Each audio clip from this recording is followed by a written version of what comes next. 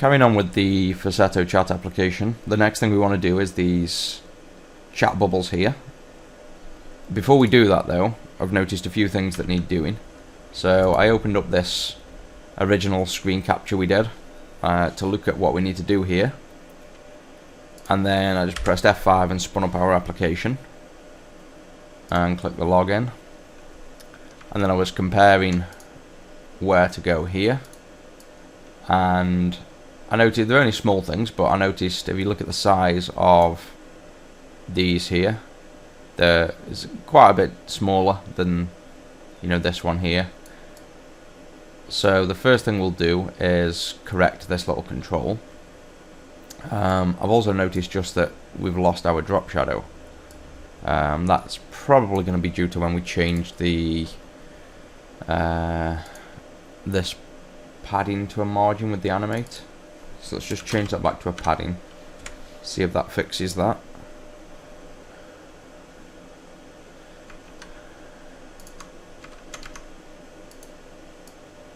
Yeah, there we go. So we've got the drop shadow around the control back now, which we seem to have lost. Just make sure that animates in okay still. Yeah, okay, so that's okay. So let's just fix this first. And then the other thing I've noticed is the font sizes. We've mentioned a few times, I don't really like the font sizes. But let's start with this. Chat list, item control,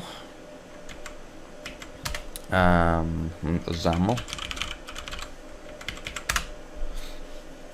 And right now we bring this over.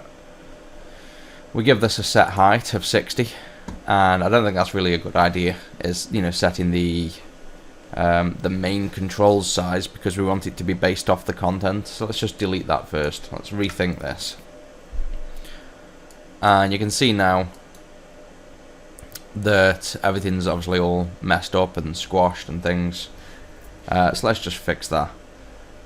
We need, let's see, I think we'll use the profile picture, which will always be the biggest thing based on this. The profile picture is going to be bigger than the text. So let's use this as the thing to explicitly size and get it to make the control the size we want based on the padding. So let's give it a set height of say 40, which didn't do much. Let's also add padding to the top and bottom to give it a bit more space. Okay, that's probably not the place to add this then. Let's see. Profile picture background, let's try it there instead for a minute. So we want the, say, height here to, there we go. So resize the profile picture. This was just the padding around the picture. So let's change the padding around the picture. That was okay, to give it that bit more space. And then set the profile picture height explicitly. And that's kind of replaced the 60 size. So it's now the 40 plus 30. Because 15 top and bottom. So we've sort of simulated the size, but now we've not defined it explicitly. So let's just see what that looks like.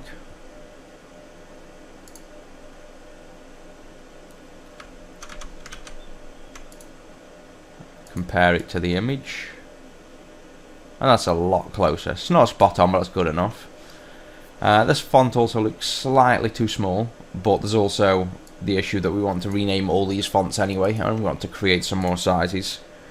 So let's just go to fonts, and this is what we didn't like. We started with 14, 20 and 30, and then realised 20 is a bit too big, so we added 18. And instead of going back and renaming everything that used regular, we were a bit lazy, and I just stuck one in the middle called average, which is not really, you know, what we want to do. So let's first start by making a smaller one. Make that 10. We'll change the small just slightly to 12, and then the regular will shift right down. So the first thing we want to do now is make sure wherever we're using font size small, so Control Shift and F with the text highlighted, it'll automatically open this find and replace and pre-fill it with this text. Entire solution, and then just press enter. And we can see it's actually not used anywhere. So we don't need to worry about changing the small, so that can go down to 12. We now want to delete this average altogether, which is currently 18. And, well, let's think of the sizes. We probably want to go 10, 12, 14, 20, 24 sort of thing. So, I'd say the average and regular, we can kind of just mix together, really, because 18 and 20 are close enough. I think we'll just merge the two. So let's just search for anything with average and just change it to regular. So Control, Shift and F, and then Enter. That looks like there's one spot here. So let's just change that to font size regular. And let's just delete the average. And we're going to change regular now to, say, 14, which is like your normal text size on the screen, which is what we want. You know, regular is expected to be that, I guess. This is going to be used in a lot of places, so we first need to find out what we're going to replace it with. So let's copy and paste regular. The next one up would be large, but we've already got large, so just ignore this for a moment. Let's just call this 1 so we don't get confused. Actually, we're going to have to do this in slightly different order. Let's start with large, so we can replace all the large first, which is quite a few of. So large is 30. We're going to, in fact, we can do this really easy. Let's rename font size large, because I think that's a pretty big font. And let's call that extra, extra large. And then all we need to do, or in fact, select the font, Control, Shift and H this time instead of F, as a find and replace.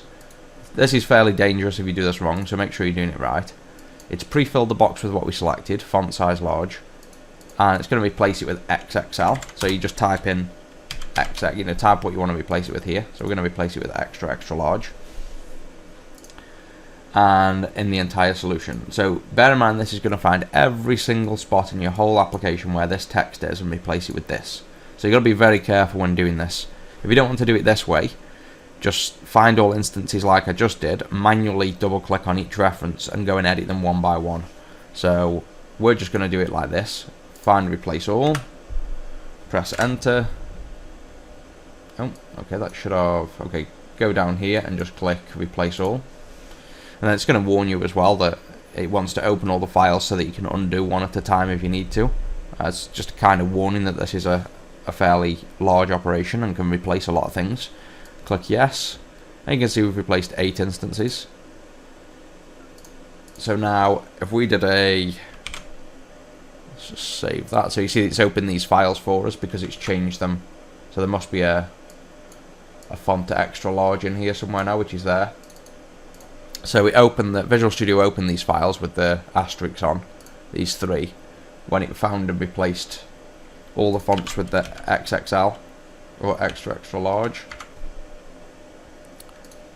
So if we did a find all now, just Control, Shift and F on that, we should see that all the places that did have large have now got extra large. So we've bumped the large up and give it a new name. Now we can get back to this regular, which is the most difficult one. So this is used in a lot of places. In fact, it's actually not used in as much as I thought. So we can do this manually, I guess. So we need to replace this regular, which is currently 20. We want to use that with, we'll call it large. And then we'll fit an extra large in between. So we can do the same thing actually. Control Shift H, rename font size regular to font size extra large. Oh no, we haven't got a large yet. Font size large. And then replace all. That's now replaced everywhere that used regular with large. Now we're free to just make a few more sizes that didn't exist. So we'll make an extra large of, say, 24. And finally we'll make the new font size regular that's now no longer used anywhere at the moment of, what did we say, 14, say. So now we've got a decent set of sizes with the name that's really appropriate. The next thing I noticed is we never set the regular font size. We set the font family so that all the fonts and all the styles naturally inherit the default font family. But for some reason I probably just overlooked, we never bothered setting the default font size to sort of standardize the font size, so let's do that here as well.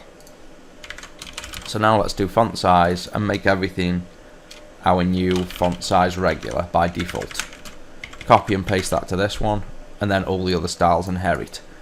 So now, if we build, I'm expecting this to look slightly messed up because we've done a lot of changes there in font, but we've now got a decent font size. All the controls should by default go to the regular size, which is smaller, and we moved everything that did explicitly state a font to a new place. Yeah, so now you can see everything's gone a little bit wonky, but let's fix these. So email actually looks okay. Password is clearly small, but the password text itself, so it's the placeholder behind us, small. So let's just fix that one. So that will be in the text XAML file, password box. So we're specifying the font size here. My guess is we're not passing it into here, the overlay. No, so we've got font family. So let's specify font size and just use the templates font size because we've already specified the font size up there. So let's see if that fixes that. Let's fix the password. That's good. These are now smaller. So let's take a look at them. The login button. So that will be on the buttons text. And that is, I think, a regular button.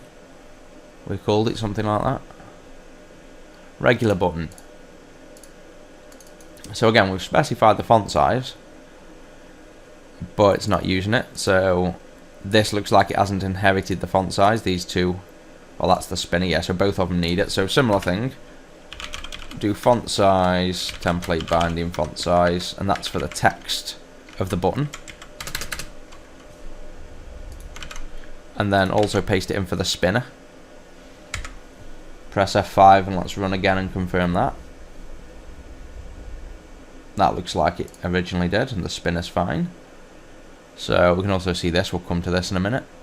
So the other thing is the text here, which is, I think it's a text button.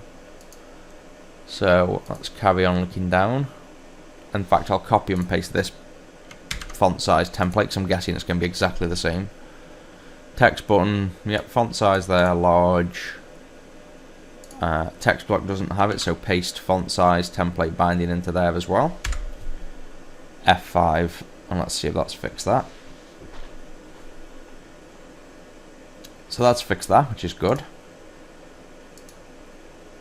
So the login screen and the register screen look like they did.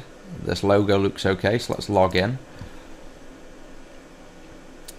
Now this menu's messed up, so we'll fix that.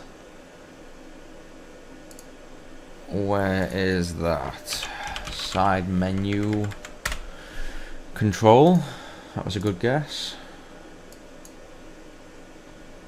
Then we've got, so it's a button style. So it's an icon button. So it's going to be, I'm betting, exactly the same thing again. So go to the button style XAML, which we were just in. And there's an icon button there. Font size is set again. Text block, font size isn't set there. So let's set it there. And that's it. Let's run that. This is actually fairly painless. I thought this would be a lot more work than this, but it's not too bad. There we go, let's fix that. So I think that's everything. I'm not sure whether this I'm happy with. Let's double check. Okay, so see there's a bit more white space here when we did the Photoshop between these two texts. That does actually make it look a lot nicer on the eye. So let's just add that, and then I think we're good to start making the chat bubble. Let's go to the chat list item control, I think it is. There we go. We have the two text blocks here. Zoom in a little bit on this.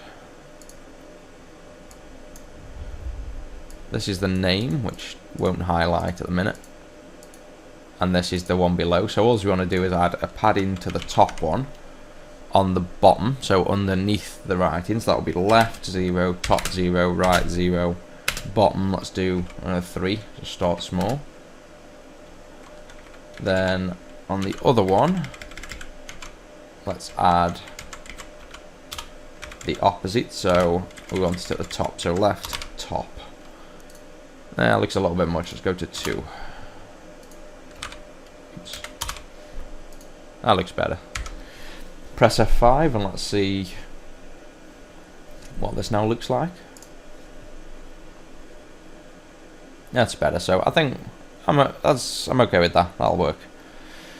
Right, let's get onto this chat bubble. First thing we'll want for that is a new control.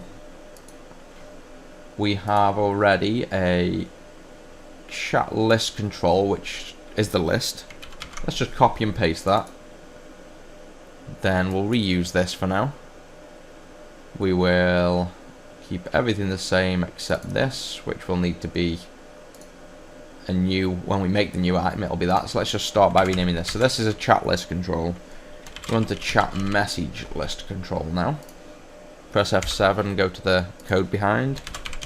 Chat message list control. Control click to select that. Control C to copy.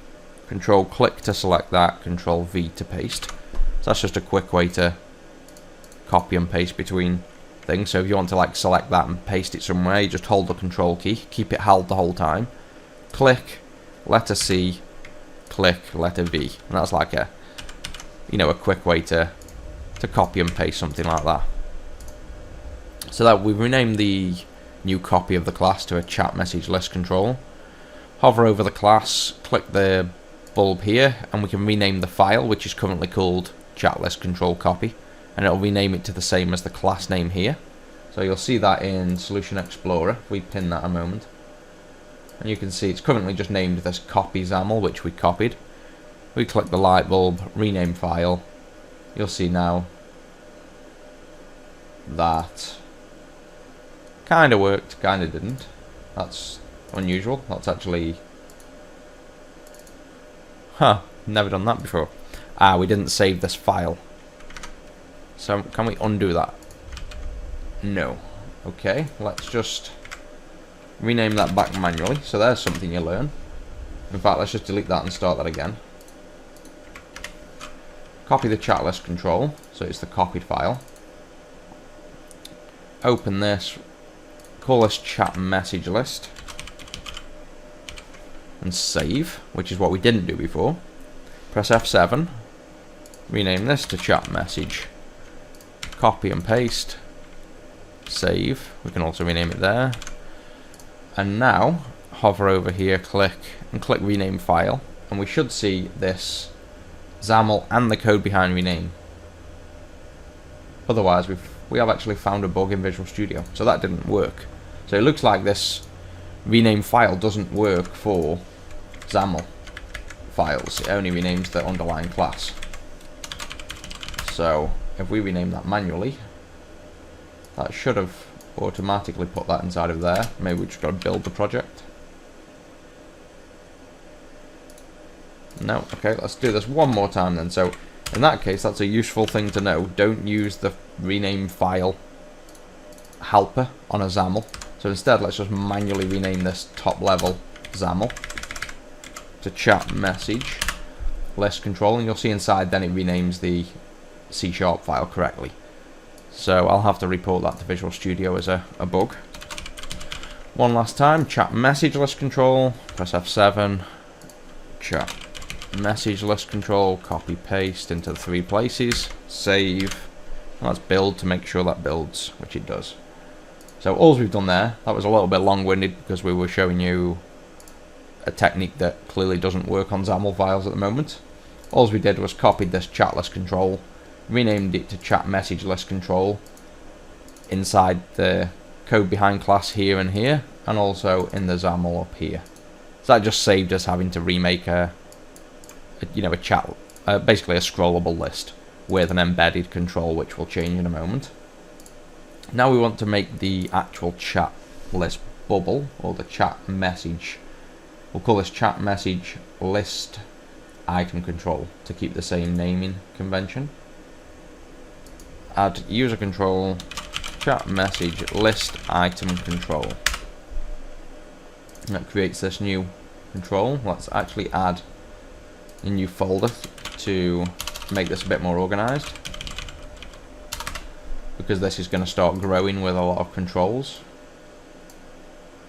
Move the chat message into chat message and the chat list into a chat list folder. So now we have the chat message list item control, a brand new control. Let's just move that out of the way a minute. Get rid of the extra namespaces it adds here, just to falsetto.word. Get rid of the bit there, so it's just falsetto.word and then the name. F7 to go to the code behind, remove the namespace here as well. And then remove all these unused. See the slightly grayer? It's not very clear on the dark theme, but it's a slightly grayer text, and the ones that are bright white are used. So the only thing that's used is the controls, so I just clean up all the unused ones. Control-Shift-B to build again. Build twice maybe, yeah, okay. And then let's just use this, so let's just change the grid to say red. Save.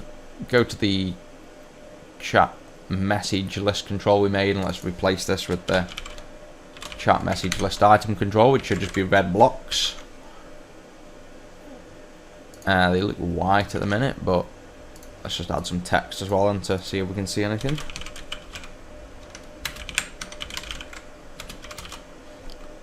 And let's just run. Actually, we'll have to add that somewhere so we can see it in the run.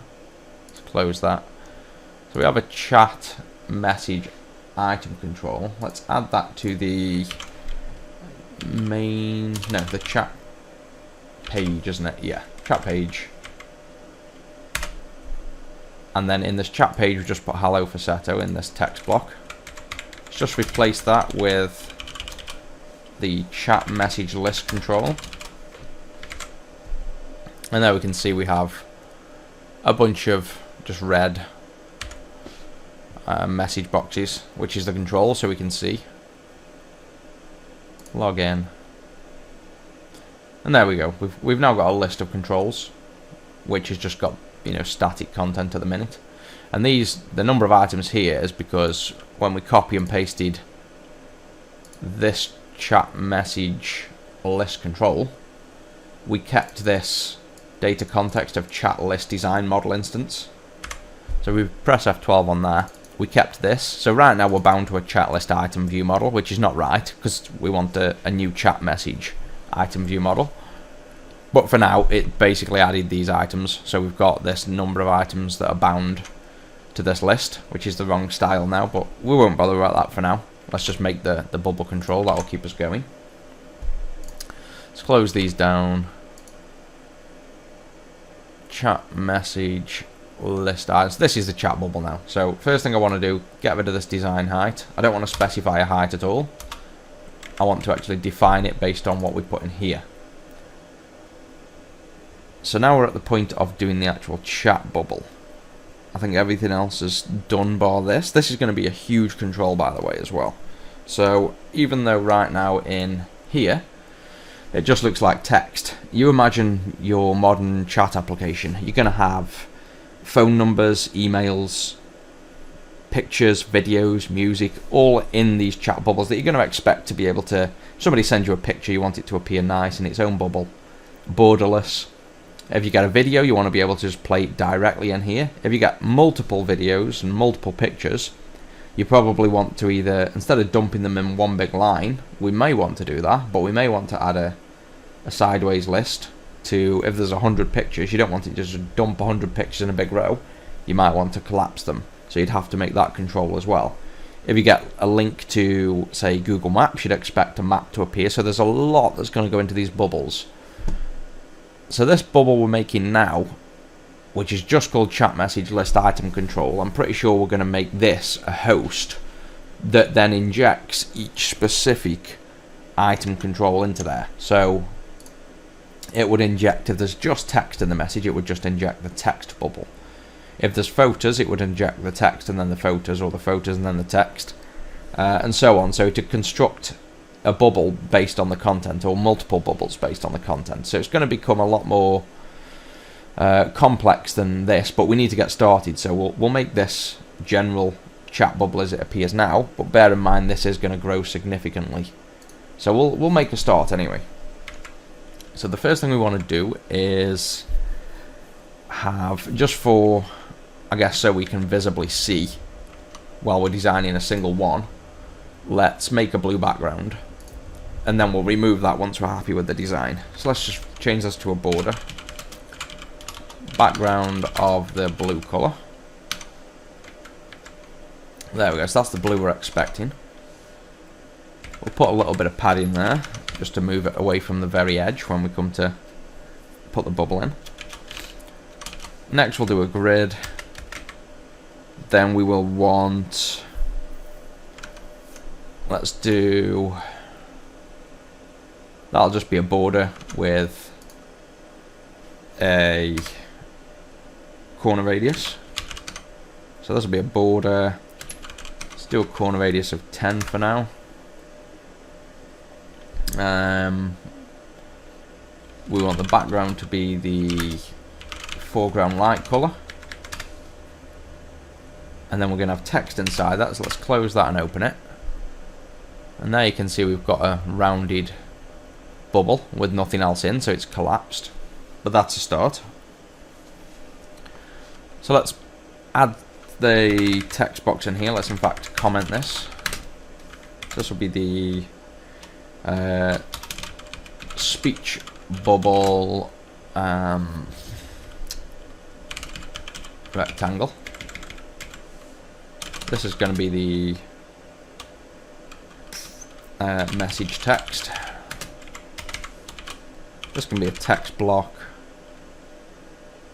We'll vertically align it center of the bubble in case the bubble's larger than the text, so it's always nice and central. We will do some text. So we'll say this chat app is awesome. When is it coming out? And we can't see anything right now because we haven't finished the text block. So there's the text. One issue is it's just overflowing, so let's just wrap that around. Text wrapping, just wrap. Next issue is this is got no padding at all, it's going right up to the edge of the border, so let's just add a padding to this border. I'll try 15. Oh, that looks nice already, that's starting to come on.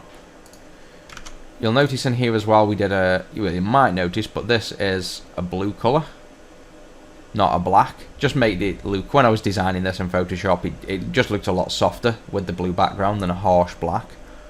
So let's change this font colour, which is foreground, to the dark blue. And you'll also notice it's thicker because this is quite small in the text. We probably want to make this the regular font, not the thin font by default. So this will be a static resource regular.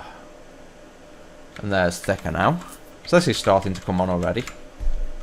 Got the message text, the border. Let's have a quick look at that. Just spin it up with F5.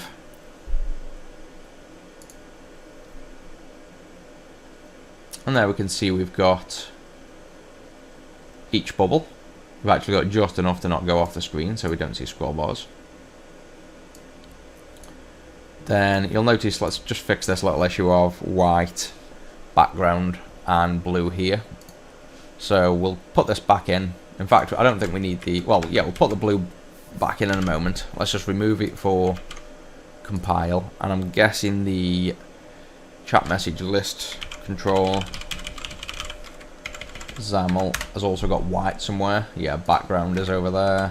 Let's get rid of that background and build. So the list should have no background now. So it should all become transparent and we should see just the blue of this blue background. There we go, so that's fixed that little issue. So now you can see the background, you can expand up. We don't want this to always be the full width. We want it to be the size of the actual text if it's smaller. So for that we need to just do, let's put this background back in for the moment so we can see the blue. Let's make this really small text for the moment again, and let's see, we're in a grid which will expand all the way. Well, in fact, let's come back to this, let's add everything else, and then we'll, because I don't know what the grid layout's going to be yet, we need to add a background bubble, we need to add this little triangle, we need to add the red text, the time text.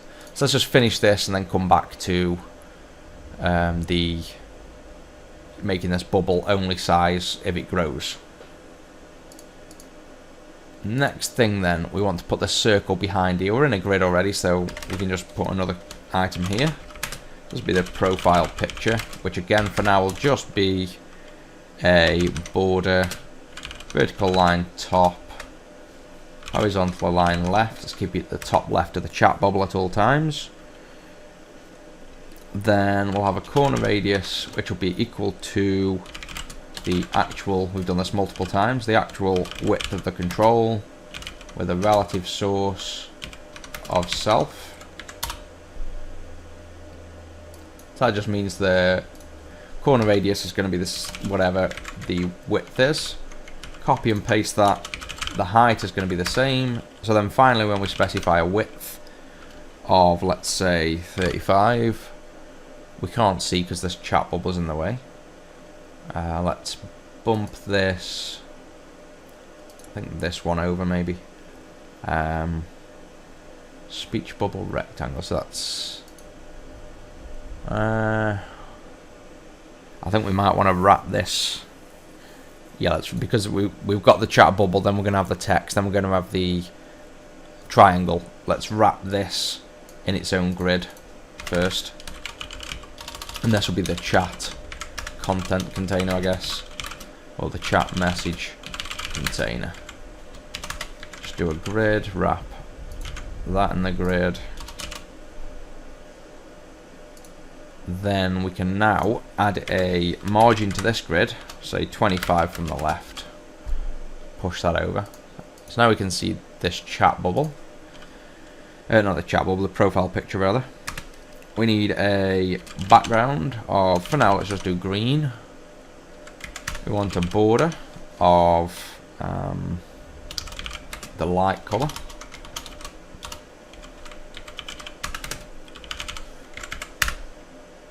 And we need a border thickness so we can see something. There we go. Then we have the height, the width, thickness, brush. I think that's everything we need for that. We now need to put text box inside of here, or text block in this case. All dummy data again right now until we do the model binding. There's the text inside. Let's now vertical align its center, horizontal align its center, foreground to the white color, font family, make it a little bit bolder, and I think that actually looks okay.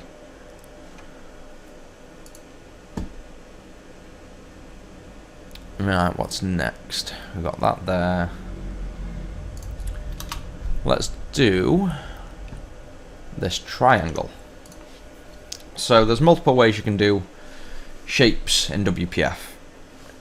If you want anything complicated, you can use things like I think it's called Inkscape, I think it is, or Photoshop or Illustrator, but Inkscape's free, and that's to do vector art. So when you're drawing paths that are, you know, vectorized, they're not rasterized, so they can scale indefinitely.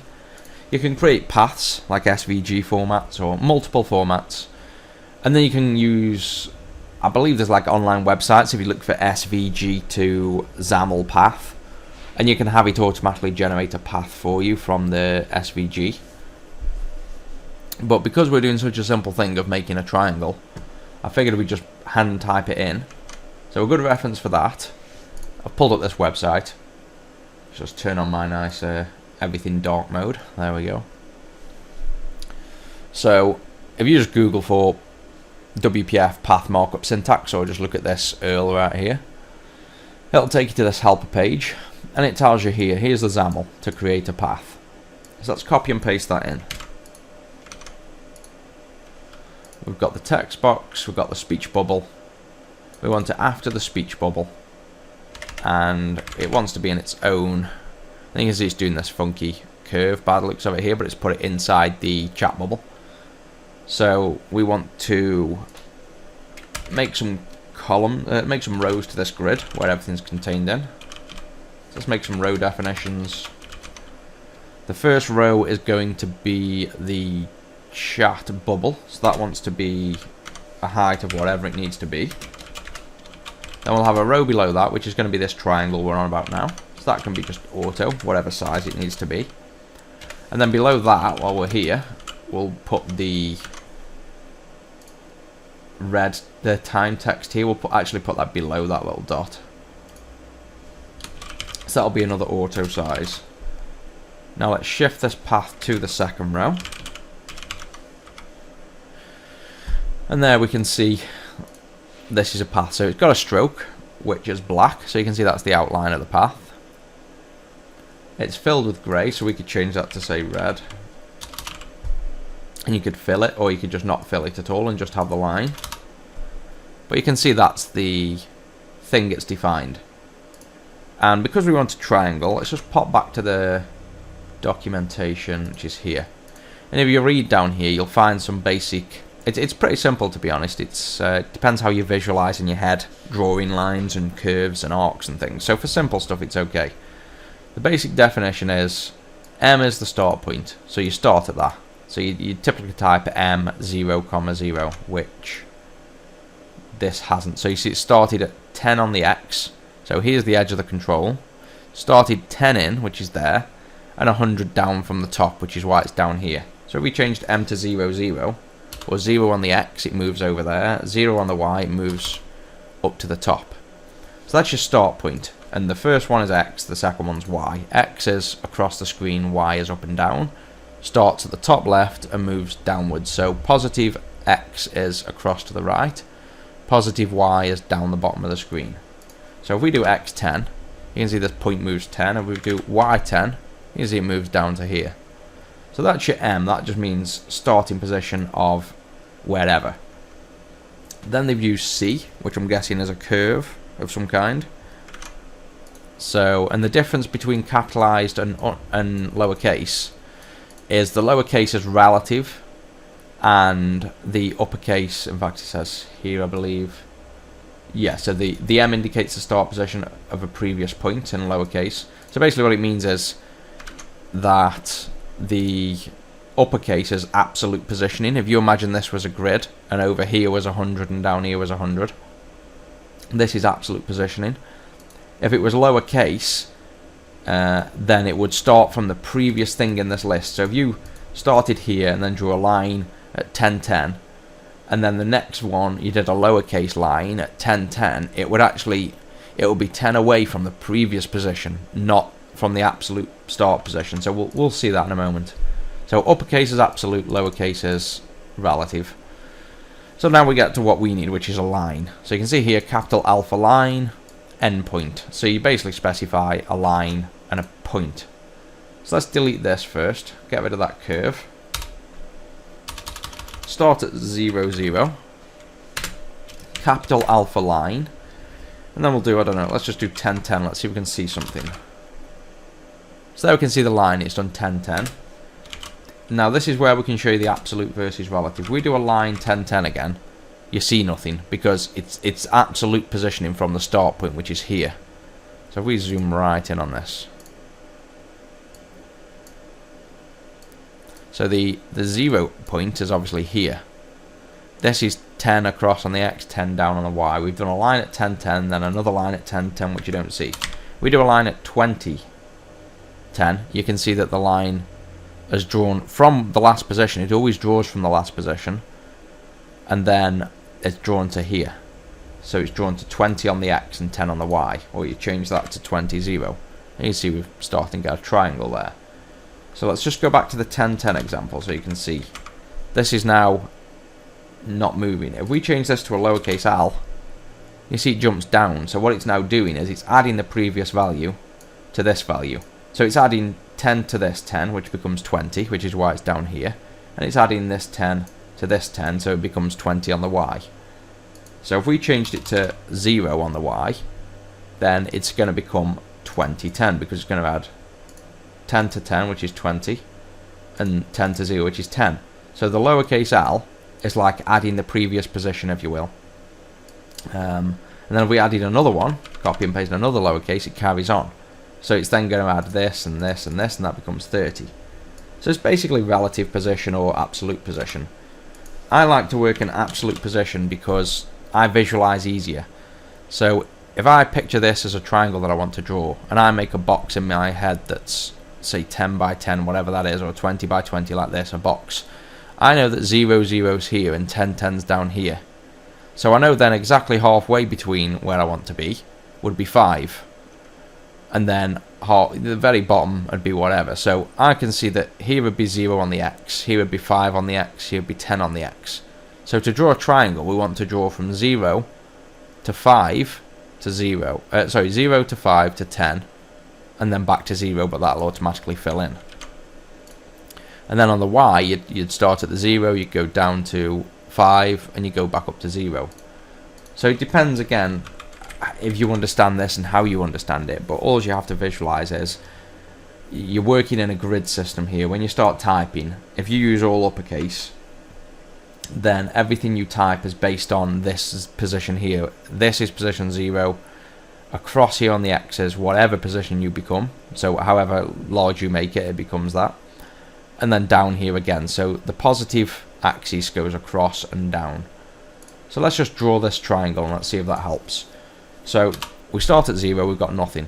We want to draw a line down here, diagonally down, so let's just do a line of, say, 5, 5. That looks small. Let's do, I don't know, 15, 15. And that's there. Now we want to go up here, and we want to go the same amount. So we've come across in the x by 15. So let's go across in the x another 15, and we're using absolute position with capital. So we want to be 30 on the x, so we go the same distance across. We want to go 0 on the y to come back up. So you can see we've done down and up. And then if we just add a fill to this, and it will be the foreground light. So it looks like we don't need to close the... If you wanted to outline it, then yeah, you'd have to close the line. You'd have to do a new line at 0, 0 to close the line. But we're not doing that because we're just filling. But we can leave that in. There's no harm doing that. We also don't want the stroke, so stroke thickness to 0. And that gets rid of the stroke. So there's our triangle. Now, we could move this over in terms of the start position, so, you know, like move it over 20. But you see what happens then? All the shape is based on that position. So instead of moving the path, we simply want to put this path into another control. So we can... Oh, in fact, I think you can just put a margin directly on a path. So in order to space this out, is there a margin? Yep, so we've got a margin there, and we can just now push this out on the left. So let's push it out by 15 on the left, and that's it. Or, actually, no, let's do 15 on the right, because if this becomes a opposite-sided chat bubble, so if we then do horizontal line, it becomes right at a later date, we want to also keep this pushed on the right side in.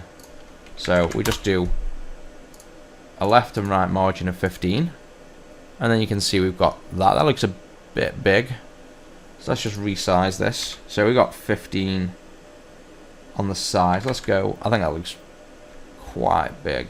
Let's do 10, and then that would be 20, and that's it. So that looks a bit better. Let's just F5 and let's see what this looks like now in the actual application.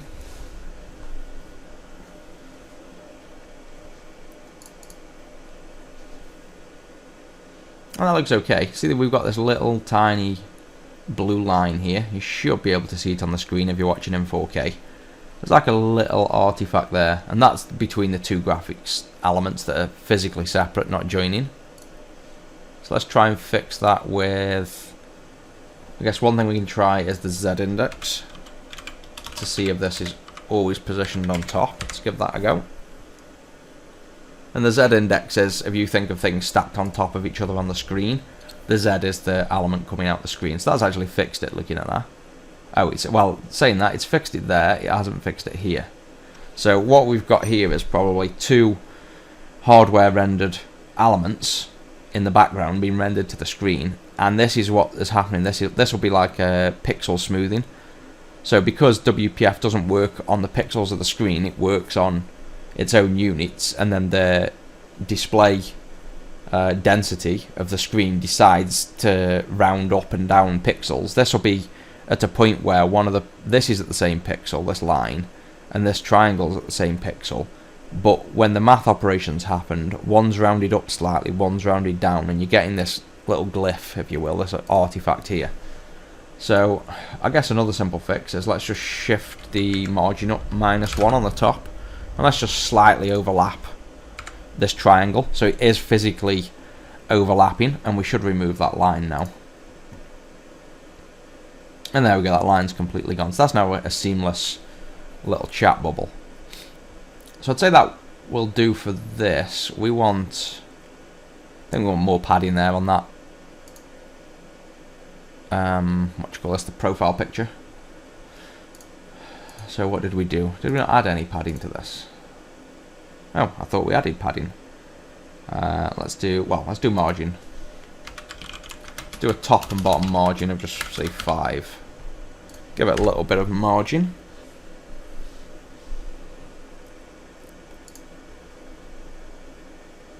That's better. So maybe shift it down another few pixels. Let's do 7.5.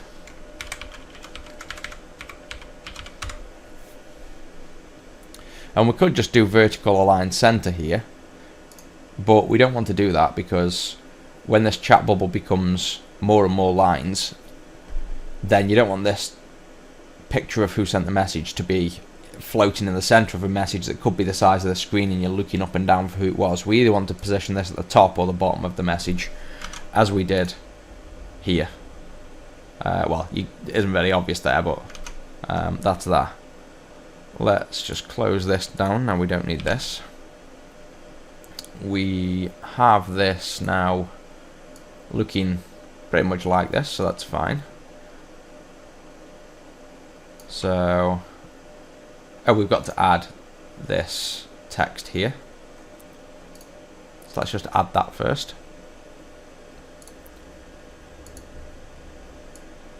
So we've already added the row definition here. Let's label this chat bubble anchor. I don't know what will, just a name for that thing.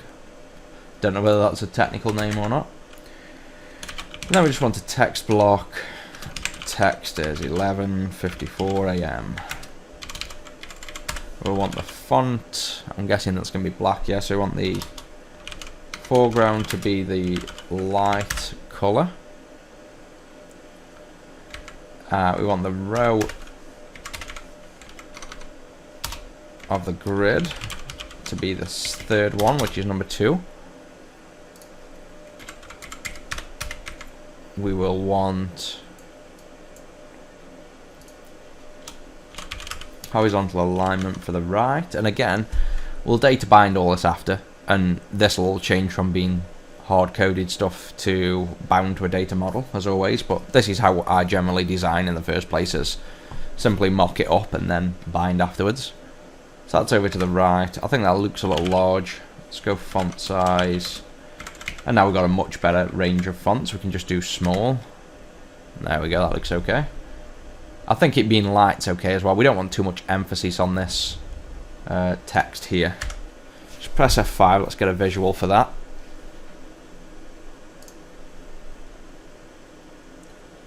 And there we go, so you got the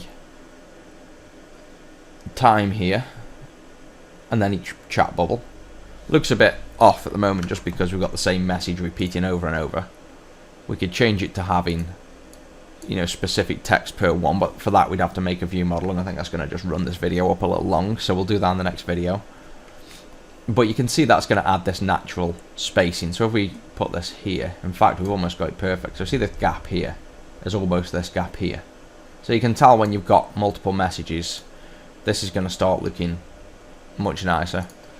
And we can also do something when we start data binding and they send multiple messages. We could possibly remove this icon from each one, or we could remove the time. Well, the time won't be shown by default, that'll be on hover. But again, it won't look as bad as this just being dumped in as it is right now. It'll look a lot cleaner once we start adding the data binding and we have a message from each person. So the last thing to fix is just this bubble expanding to the edge of the screen. So let's just take a look at that and see why that is. So we're inside this grid. So the grid's naturally going to then expand to whatever size, you know, it wants. It's going to fill the entire thing. So we have a chat bubble here with the text inside. Then I don't know whether just whip auto is going to do anything there. No. So the issue is this is going to expand to its container, which is allowing it to expand to anything. Let's try and just dump this inside of a stack panel. And that hasn't done anything either. Let's get rid of the stack panel. Oh, I know. I think it's really obvious. We're forgetting. Because this is a border, all we need to do is align this somewhere. So if we align this horizontally left, there we go, that was easy. Sometimes you overthink things. Right, so that should now, if we then type this chat is awesome, when is it coming out? You can see it now expands as it needs to and only goes to the size it needs to as well. So there's that, and if we go too small, which darn we can't quite get small enough, let's just write a little bit more.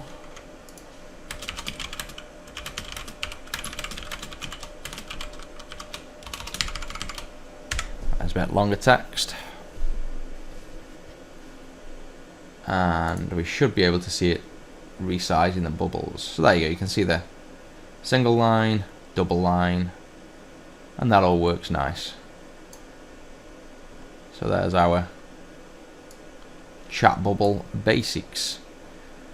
So there's a lot more to do, a hell of a lot more in fact, but at least this is a good start to see how you wonder how to make. In fact, there's another slight issue there. This time is now aligned over there. We want it to be aligned within this border object, which might be a little bit trickier. Let's have a look. Let's remove that shorter. So we want this to end up being in alignment with that. The same as this actually. So we don't want to align the border.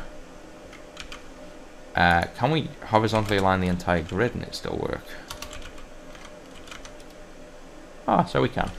So now all we've had to do is we've horizontally aligned the message container that contains everything, and because we've aligned the grid itself, even the grid has then decided to change from expanding fully to only expanding to its content. So now you've got the chat app there, the chat app rather, with the time and everything else moves with it. So let's just type some decent text back in here again.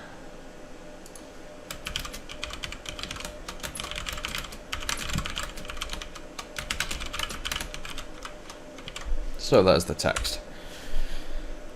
So I'd say that would do for this video, because the next steps we're going to start diving into, I'd say, view model binding. Let's get this thing bound to an actual design time view model like we did here, and let's put some text in that makes more sense, and we'll do a sent and a received version, and then we'll style it with the control that loads on this side as well. And that's going to be a big job, you know, it's going to be probably another hour, so we don't want to tag that onto this video. It's a good stopping point now. So hopefully that was useful for you to see how to make what looks like a fairly complicated thing. If you'd see this and you'd wonder how the hell do I make that, hopefully this has broken it down into, again, real basics. Just a border with a rounded edge, a bit of a path, and just grids and stack panels like everything else. And this is what I always mean about WPF, and hopefully you realise the more you go on of just how easy WPF is in terms of you can design visually anything you like, just really easily. It's easier than web design, it's easier than Windows Forms, it's easier than any graphics. It just works. It's a really nice UI design tool. And all you've got to do is remember mainly grids and stack panels of, you know, positioning things, and that really is the most of what WPF is about. So again, hopefully this video was useful. Anything you were stuck on, as usual, make a comment and I'll reply to you almost instantly usually, but if not, it's always less than 1 day, and I will reply with, even if it's a complicated question or you don't understand an entire section of the video, don't be afraid to just say that. I'll make another video just focusing on a small section of a video if you struggle to understand it. So as usual, any comments and I'll get back to you. Thanks.